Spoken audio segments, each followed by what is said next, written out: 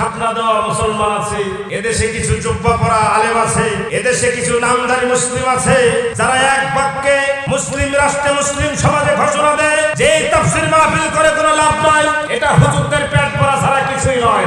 আমি বলতে চাই, আল্লাহর কোরআন সাক্ষী, যারা এই তাফসীর মাহফিলের বিরুদ্ধে কথা বলে, বন্ধ করার জন্য কথা বলে, 144 ধারা জারি করে, বুঝতে বাকি নাই এরা আব্দুল্লাহ ইবনে সুলুলের যোগ্য উত্তর সরি ঠিক কিনা বলে।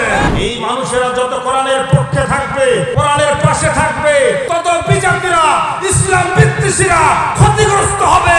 এদেশে কোরআনের পতাকা উড্ডীন হবে, রাষ্ট্রের পালাবার জায়গা খুঁজে পাওয়া যাবে না ঠিক কিনা বলে। হযরত ওমর অর্ধেকটা পৃথিবী শাসন করেছেন, কথা বলেন ঠিক কিনা। বিশ্বনবী কোরআন দিয়ে গোটা দেশ পরিচালনা করেছেন ঠিক কিনা বলেন। হযরত আবু বকর দেশ পরিচালনা করেছেন ঠিক কিনা বলেন। কেমন দেশ পরিচালনা করেছেন? রাষ্ট্রের খেজুর বিতরণ হচ্ছে, চাউল না, ডাল না, গম না, ইউরিয়া সার নয়, রাষ্ট্রের যত দ্রব্য আছে এগুলো কিছু নয়, খেজুর বিতরণ হচ্ছে, খুরমা। হযরত উমরের সন্তান একটা খেজুর খেয়ে ফেলেছে। কয়টা খেজুর? একটা খেজুর খেয়ে ফেলেছে। হযরত উমর তার খেজুরটা আঙ্গুল দিয়ে গলা থেকে বের করে নিয়ে রাষ্ট্রের যে খেজুর বিতরণ করছে তার কাছে হাজির করে দিয়েছে। আল্লাহু আকবার। হযরত উমর বলছে, প্রাণের স্ত্রী তুমি আমাকে যাই মনে করো না কেন, তুমি হয়তো মনে করতে পারো আমি পাষাণ পিতা। কেমন পাষাণ পিতা?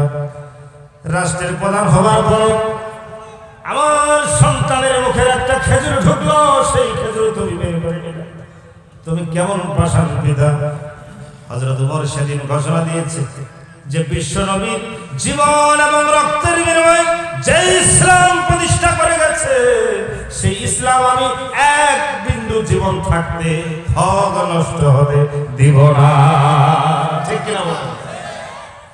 ন্যায় বিচার, ইনসাফ, ওয়া মান লাম ইয়াহকুম বিমা আনজালাল্লাহু ফাউলাইকা হুমুল কাফিরুন। গতকালকে যখন আমার ছোট্ট সন্তানটা আমাকে বলছে, বাবা, ও আমার বাবা, আমার জন্য তুমি বাজার থেকে কি নিয়ে আসবা, আমার সঙ্গে সঙ্গে মনে পড়ে গেল এদেশের বিশ্ববরেণ্য মুফাসসির, বিশ্ববরেণ্য গোটা দেশে যিনি কোরআনের কথা চুষে বেড়াতেন, মুফতি আমির হামদার ছোট্ট সন্তানদের কথা ঠিক কিনা বলেন। গোটা পৃথিবীর সব পিতাগুলো যদি ওই মুফতি আমির হামদার সন্তানদের হাতে একটি একটি করে চকলেটের বক্স দেয়, তারপর মুফতি আমির হামদার একটা চকলেটের সমান হবে না, কথা বলেন ঠিক কিনা।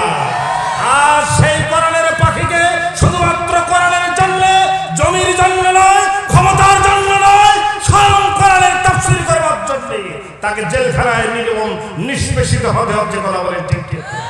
ও আমার জাতি, ও আমার মুসলিম সমাজ, ও আমার কোরআন প্রেমিক, তোমাদের কাছে বিচার দিতে চাই, এদেশে যদি কোরআনের কথা বলতে গিয়ে জেলখানায় নিক্ষিপ্ত হয়, আমরা সবাই জেলখানায় যাব, তারপরে দেশে কোরআন বিজয় করে ছাড়বো, কথা বলেন ঠিক কিনা। আমরা সব সহ্য করতে পারি, কোরআনের বিপক্ষে কোনো কাজ করলে সহ্য করবো না ঠিক কিনা বলেন। সাতক্ষীরা থেকে তৈবুর ভাই ছুটে এসেছেন টাকার জন্য নয়, কথা বলেন ঠিক কিনা। টাকার জন্য তিনি ছুটে আসেন নাই, তিনি এসেছেন কোরআনের ভালোবাসায়। এই ঠাকুরগাঁওয়ের মানুষদেরকে কোরআন শুনবার জন্য ঠিক কিনা বলেন। আমার ভাইরা, কোরআন শুনতে মধুর লাগে, এটা আবু জেহেল জানে, উতবা জানে, সাইবা জানে ঠিক কিনা বলেন। যার কারণে ইতিহাস প্রমাণ করছে যে আবু জেহেল কোরআন শুনতে গেছে, উতবাও শুনতে গেছে, সাইবাও শুনতে গেছে। রাস্তার মধ্যে অন্ধকারের মধ্যে তিনজনে এক জায়গায় ধাক্কা খেয়েছে। বলতেছে, হুজুর আপনি এখানে? বলতেছে, তুমি কেন এখানে? বলতেছে, মুহাম্মদ সাল্লাল্লাহু আলাইহি ওয়াসাল্লামের কোরআনের সুর বানিয়ে এত সুন্দর লাগে, না শুনে উপায় নাই, তবে আজকে থেকে তওবা করলাম, মুহাম্মাদের কোরআনের বাণী আমরা কেউ শুনবো না। একটু নাউজুবিল্লাহ বলেন তো। লা তাসমাউ লিহাযাল কোরআন ওয়ালগাউ ফিহি লাআল্লাকুম তাগলিবুন। গোটা দেশের মধ্যে জারি করে দাও, মমতা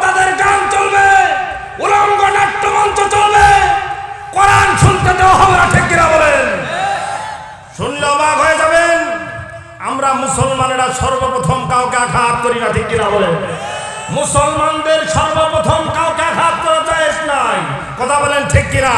কিন্তু 90% মুসলমানের দেশে সংসদ ভবনে যখন মমতাদের মতো উলঙ্গ নাট্য বেহায়াপনা যখন ঘোষণা দেয় যে এদেশে গান চলতেছে না, আগের দিনগুলো মানুষ ভুলে যাচ্ছে, এদেশে গান চলবে, তাফসীর মাহফিল বন্ধ করে দেওয়া হোক, তখন কিন্তু আমরা সহ্য করবো না, ঠিক কিনা বলেন?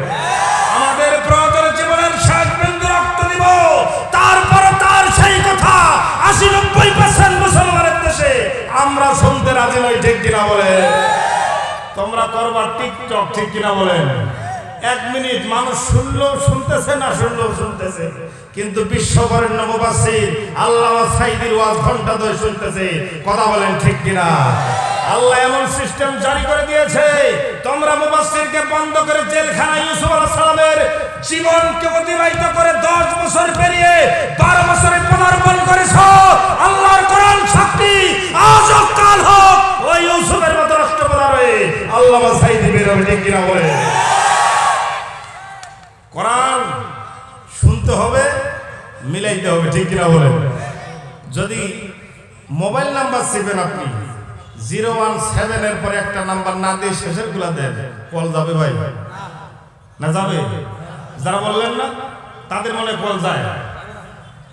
একটা নাম্বার যদি উলট পালট করলে যদি কল না যায়, আর আপনি দুনিয়ার রঙ্গমঞ্চে এলোমেলো ভাবে লাগামহীন ঘোড়ার মতো নিরুদ্দেশ্যের উদ্দেশ্যে যাত্রা করে আপনি আল্লাহর জান্নাতে যাবেন, আল্লাহর কোরআনে এরকম কোন আয়াত খুঁজে পাওয়া যায় না, ঠিক কিনা বলেন?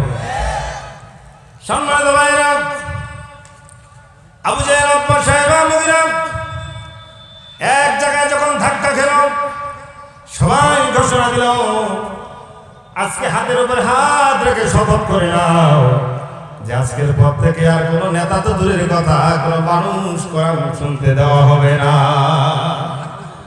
একটু জোরে বলেন না নাউজুবিল্লাহ।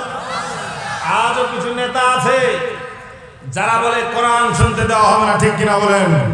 সেদিন এক নেতা আমার সামনে বলেছে যে কোরআনের মাহফিল নাকি পন্থাবাদ হয়ে গেছে, একটু জোরে বলেন নাউজুবিল্লাহ। তার মানে তাদের সহ্য হচ্ছে না, এই মানুষেরা যত কোরআনের পক্ষে থাকবে, কোরআনের পাশে থাকবে, তত বিজাতিরা, ইসলাম বিদ্বেষীরা ক্ষতিগ্রস্ত হবে, এদেশে কোরআনের পতাকা উড্ডীন হবে, রাজনীতির পালাবার জায়গা খুঁজে পাওয়া যাবে না, ঠিক কিনা বলে? পরের দিন আবার একই ঘটনা, উতবা, শায়বা, মুগীরা আগের দিন তো শপথ করেছে। শপথ হচ্ছে 2 প্রকার, কয় প্রকার? একটু জোরে বলেন, কয় প্রকার? আল্লাহ নবী শপথ দিয়েছে একটা, আবু জেহেলও শপথ দিয়েছে একটা, ঠিক কিনা বলেন? আল্লাহ নবী শপথ যার হাতে নিয়েছে, ওই বাবলা গাছের নিচে যারা আল্লাহ নবীর হাতে শপথ নিয়েছে, কে যেন বলল হযরত ওসমান শহীদ হয়ে গেছে। শহীদ হওয়ার পরে আল্লাহ নবীর কাছে এই কথা যখন আসলো, আল্লাহ নবী সবাইকে ডাকলেন বাবলা গাছের নিচে। কোন গাছ বলেন? বাবলা গাছের নিচে, যে গাছের কথা আল্লাহ কোরআনের মধ্যে ঢুকিয়ে দিয়েছে। বলেন সুবহানাল্লাহ। অত্যন্ত মন মগজ দিয়ে, কান খাড়া করে, দিলের কান দিয়ে কথাগুলো শুনবেন, কারণ আজকে রাতের তাফসীর মাহফিল জীবনের শেষ মাহফিল হতে পারে, ঠিক কিনা বলেন? আল্লাহ নবী ঘোষণা, কেউ যদি শাহাদাতের তামান্না করে এই তাফসীর মাহফিল থেকে, সে যদি রাস্তায় রোড অ্যাক্সিডেন্টে মারা যায় অথবা ঘুমন্ত অবস্থায় বিছানায় ইন্তেকাল করে, সে শহীদের দরজা পাবে। যেটা বলেন সুবহানাল্লাহ। শহীদের কোনো হিসাব নেওয়া হয় না, বিনা বিচারে বিনা হিসেবে জান্নাত দেওয়া হয়, শুধুমাত্র একটি কারণে, আজকের তাফসীর মাহফিল শুনবে সামিনা ওয়া আতানা, এবং যারা মেনে নিবে আল্লাহ তাদেরকে এই ওয়াজিব, এই সুন্দর একটা জান্নাতের ব্যবস্থা করবে, ঠিক কিনা বলেন? সম্মানিত ভাইরা, আল্লাহ নবী বললেন সাহাবীরা তোমরা হাত দাও। ওই আবু জেহেল শপথ দিয়েছে আর কোরআন শুনতে দেওয়া হবে না। আল্লাহ নবীও বাবলা গাছের নিচে শপথ দিয়েছে, সাহাবীরা তোমরা শোনো, আমার হাতের উপরে হাত রাখো, বাবলা গাছের নিচে আমার হাতটা তোমাদের হাতের নিচে রাখলাম। আল্লাহু আকবার বলেন। সাহাবীদেরকে বললেন, সাহাবীরা শোনো, তোমরা মনে করিও না তোমাদের হাতের উপরে আমার হাত, আমার নিচে আকাশ এবং জমিনের মালিক, গোটা বিশ্ব ব্রহ্মাণ্ডের মালিক আল্লাহ রাব্বুল ইজ্জত ওয়াল জালাল আমাকে ঘোষণা দিয়েছে, আল্লাহ তার কুদরতি হাতটা আমার হাতের নিচে দিয়েছে। আল্লাহু আকবার বলেন। এবং আমাকে বলে দিয়েছে, নবীজি শোনো, যতক্ষণ পর্যন্ত কোরআনের পক্ষের একজন সাহাবী হযরত ওসমানের হত্যার প্রতিশোধ নেওয়া না হবে, ততক্ষণ পর্যন্ত তোমরা কেউ ক্ষান্ত হতে পারবে না। ও বাংলার মুসলমানেরা, 12 বছর হয়ে গেল আল্লামা সাঈদী জেলখানায় বন্দী হয়ে আছে। তোমরা এখনো খাড় মুটিয়ে ঘরের মধ্যে লেপ কাটা নিয়ে শুয়ে আছো। আল্লাহর আসামির কাঠ করায় কিন্তু জবাব দিতে হবে।